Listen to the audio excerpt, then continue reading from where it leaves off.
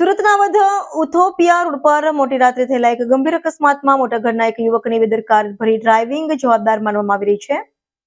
આ ઘટનામાં મારુતિ સુઝુકીની મહિન્દ્રા B6 કારે રસ્તા પર પાર્ક કરેલી બીજી કારને ટક્કર મારી, જેમાં મોટું આર્થિક નુકસાન થયું છે. સ્થાનિક પાસેથી મળતી માહિતી મુજબ અકસ્માત સર્જનાર કારના ચાલકે વાહનના સ્ટીરિંગ પરથી કાબુ ગુમાવતા પાર્ક કરેલી કાર સાથે જોરદાર ટક્કર લાગી હતી. ઘટના સ્થળે કારનું બોનેટ તૂટી ગયું અને આગળનો ભાગ તહસ-નહસ થઈ ગયો. પાર્ક થયેલી કારને પણ ભારે નુકસાન થયું છે. અકસ્માતમાં કાર ચાલકને પણ ઈજા થઈ છે. ઘટનાના સંવેદનશીલ સ્વરૂપને લઈને સ્થાનિક વર્તુળોમાં ચર્ચા ફેલાઈ રહી છે કે અકસ્માત સર્જનાર ચાલક એક પ્રભાવશાળી અને ધનિક પરિવારનો દીકરો છે.